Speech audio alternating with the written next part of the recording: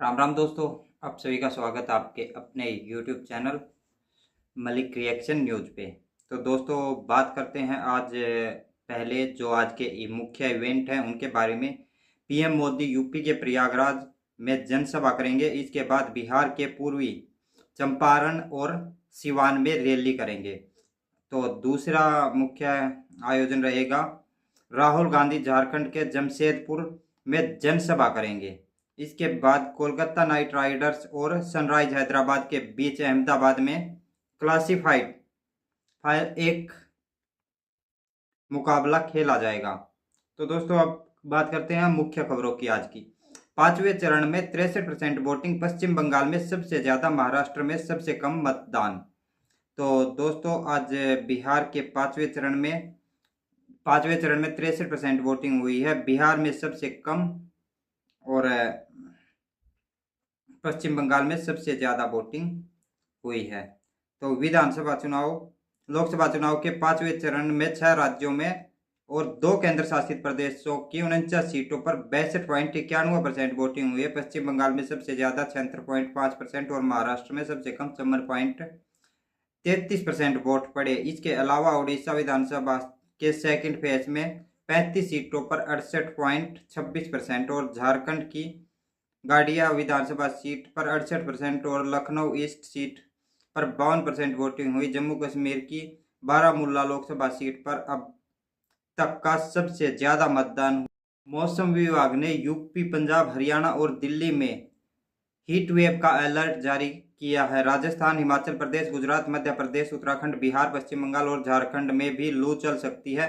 तमिलनाडु, केरल, कर्नाटक, लक्षद्वीप, निकोबार और पश्चिम बंगाल और सिक्किम में आज तेज बारिश की संभावना है। दिल्ली के कई इलाकों में सोमवार को अधिकतम तापमान 47 डिग्री सेल्सियस से ज्यादा रिकॉर्ड किया गया। नजफगढ़ में अधिकतम तापमान 47.4 डिग्री सेल्सियस रहा। तो दोस्तों ये थी मौसम विभाग के द्वारा जानकारियाँ। तो दोस्तों आपको बताते चले, तो पानी खूब मात्रा में, मौसम विभाग की जो जानकारियां हैं उनमें गर्मी में खुद को रखे कूल, अपनाई ये टिप्स। तो खूब पानी पिए, शरीर को हाइड्रेट रखें, ढीले ढाले सूती कपड़े पहने, ठंडे पानी से नहाएं और ज़्यादातर किसी ठंडी जगह पर रहे जहां कूलर या एसी लगा हुआ हो। ताज़ा बना और हल्का खाना खाएं। दोपहर के समय बाहर निकलने से बचें। हाइड्रेशन के लिए सुगरी या एनर्जी ड्रिंक का सेवन न करें। पाचन दुरुस्त रखने के लिए प्रोबायोटिक्स लें। तो दोस्तों ये थी मौसम विभाग की सूचनाएं। अब चलते हैं अगली खबर की तरफ। अहमदाबाद एयरपोर्ट पर 4 श्रीलंकाई नागरिक गिरफ्तार। एटीएस का दावा, ये आईएसआई के आतंकी हैं। गुजरात पुलिस के एटीएस ने अहमदाबाद एयरपोर्ट से 4 श्रीलंकाई नागरिकों को गिरफ्तार किया। एटीएस का दावा है कि ये सभी आईएसआई के आतंकी हैं। इन चारों को केंद्रीय एजेंसी से मिले इनपुट के आधार पर अरेस्ट किया गया है। 21 और 22 मई को अहमदाबाद में आईपीएल का मुकाबला है। इसी किन लोगों के संपर्क में रहे?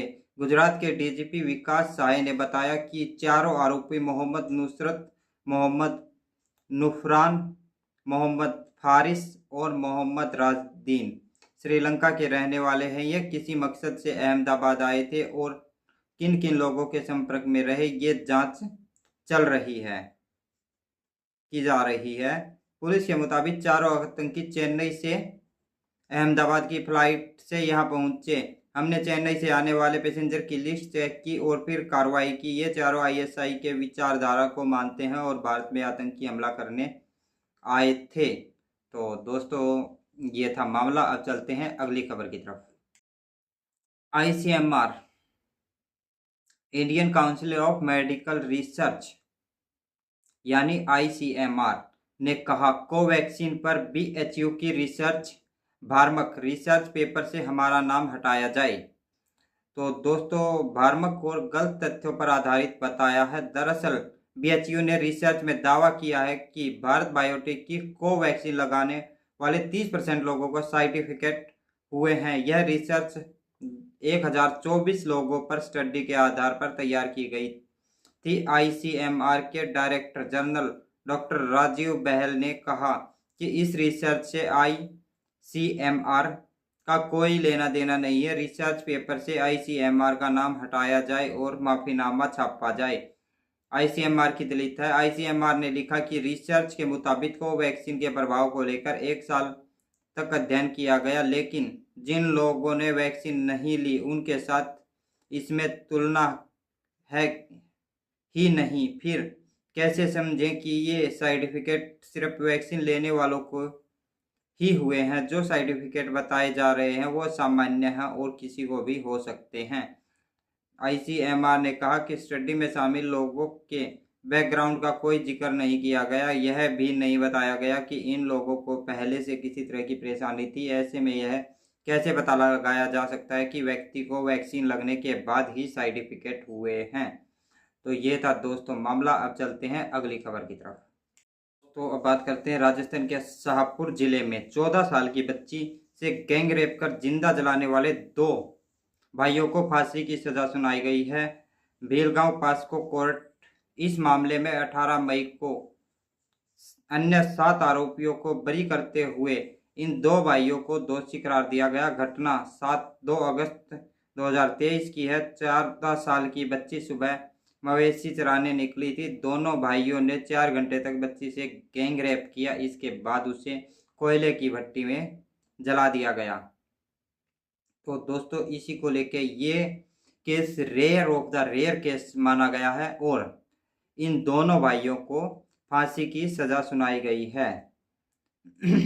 तो 2 अगस्त की रात जब भट्टी में पानी डालकर आग बुझाई गई तो दहते अंगारों के बीच बच्ची का एक अध जला हाथ और चांदी का कड़ा निकला था। 3 अगस्त को फोरेंसिक टीम ने भट्टी से 300 किलोग्राम से ज़्यादा राख और कोयला बाहर निकाला। 6 घंटे तक एक एक कोयले को छांटकर बच्ची के हाथ के कई टुकड़ों को ढूंढकर बाहर निकाला गया। तो ये था दोस्तों मामला। इस केस को रेयर ऑफ रेयर केस मान के इन दोनों भाइयों को फांसी की सजा सुनाई गई है और जो इसके अलावा जो 7 आरोपी थे उनको बरी कर दिया गया है। तो दोस्तों ये था मामला। दोस्तों हरियाणा में रोहतक लोकसभा क्षेत्र से बीजेपी उम्मीदवार डॉक्टर अरविंद शर्मा का ग्रामीण क्षेत्रों में लगातार विरोध हो रहा है और विरोध के इस कार्यक्रम को तोड़ने के लिए रविवार को रेवाड़ी के कोसली कस्बे के गांव में उनके कार्यक्रम से पहले स्थानीय एसएचओ ने युवकों को धमकी दी है। एसएचओ ने फोन कर कहा जब भी एमपी आए तो कोई किसी भी तरह का डिस्टरबेंस नहीं होना चाहिए। कानून व्यवस्था कायम रखना मेरा काम है। अगर फिर भी ऐसी स्थिति बनी तो मुझसे बुरा कोई नहीं होगा। इस बीच का ऑडियो अब सोशल मीडिया पर वायरल हो रहा है। तो दोस्तों क्या सवाल जवाब हुए? तो दोस्तों अगर गांव के निवासी कमल अहिर ने बताया कि उनके गांव में 19 मई को रोहतक से भाजपा उम्मीदवार डॉक्टर अरविंद शर्मा का प्रोग्राम है। इससे पहले हमारे कुछ साथियों ने सांसद से सवाल जवाब की तैयारी की थी। इसे लेकर हम व्हाट्सएप पर चर्चा कर रहे थे, जिसकी जानकारी किसी तरह रोढ़ाई थाना प्रभारी धर्मपाल को हो गई। तब उन्होंने फोन कर मुझे धमकाया। कमल ने बताया कि हमें सांसद से सिर्फ इतना पूछना था कि वह 5 साल कहाँ थे, हमारे गांव के विकास के लिए क्या किया। ये सब पूछने से पहले ही एसएचओ ने धमका दिया। फिर किसी ने कोई सवाल नहीं किया। तो दोस्तों एक तरफ बात की जाती है लोकतंत्र की और दूसरी तरफ इस तरह की जब घटनाएं सामने आती हैं तो क्या आप लोगों को ऐसा नहीं लगता कि ये एक तरह से लोकतंत्र की हत्या है, आम आदमी के अधिकारों का हनन है? माना कि वोट मांगने का अधिकार हर किसी को है, आए वोट मांगे, वोट दे या ना दे, वो अधिकार उस गांव के लोगों का है। पर जब उन लोगों ने पिछली योजना में उस सांसद को चुन के भेजा है तो उन्हीं लोगों को ये अधिकार भी होना चाहिए या अधिकार है कि वो उससे सवाल पूछे कि उन्होंने उस गांव के लिए क्या काम किया, उसके विकास के लिए उन्होंने क्या प्रयास किए। इसका अधिकार भी उनको है। जब उन्होंने उसको चुन के भेजा है। तो दोस्तों ये थी खबर। दोस्तों ईरान के राष्ट्रपति इब्राहिम रईसी का अजरबैजान बॉर्डर के पास हेलीकॉप्टर क्रैश में निधन हो गया। हादसे में हेलीकॉप्टर सवार सभी 9 लोग मारे गए। रईसी के निधन पर भारत सरकार ने 21 मई को एक दिन के राष्ट्रीय शोक की घोषणा की। इस दौरान राष्ट्रीय ध्वज आधा झुका रहेगा। ईरान में भी 5 दिन का राजकीय शोक है। उपराष्ट्रपति मोहम्मद मुखबेर को अंतरिम राष्ट्रपति बनाया गया है। 2021 में उपराष्ट्रपति बने थे मुखबेर 2021 में इब्राहिम रईसी के पद संभालने के बाद उपराष्ट्रपति चुने गए थे। उन्हें रईसी का बेहद करीबी माना जाता है। इसी कारण पश्चिमी देशों ने यह आरोप लगाया कि मुखबेर उपराष्ट्रपति पद के लिए चुने नहीं गए हैं, बल्कि उनकी नियुक्ति हुई है। मुखबेर पर यूरोपियन यूनियन ने 2010 में प्रतिबंध लगाया था। उन पर ईरान के न्यूक्लियर और बैलिस्टिक मिसाइल प्रोग्राम में शामिल होने का आरोप था। हालांकि 2 साल के बाद बैन हटा लिया गया। तो और 50 दिन के भीतर चुनाव होंगे। ईरान में अगर राष्ट्रपति की अचानक मौत होती है तो संविधान के हिसाब से उपराष्ट्रपति को पद सौंपा जाता है। इसके लिए सुप्रीम लीडर अप्रूवल देते हैं। मोहम्मद मुखबिर के अंतरिम राष्ट्रपति का पद संभालने के बाद अगले 50 दिन के अंदर राष्ट्रपति चुनाव होंगे। तो दोस्तों ये था मामला अफगानिस्तान का। आप लोगों को कैसी लगी? अगर वीडियो अच्छी लगी तो वीडियो को लाइक करो, शेयर करो, चैनल को सब्सक्राइब करो। मिलते हैं नेक्स्ट वीडियो में, तब तक के लिए जय हिंद, वंदे मातरम, भारत माता की जय। जय श्री राम, हर हर महादेव।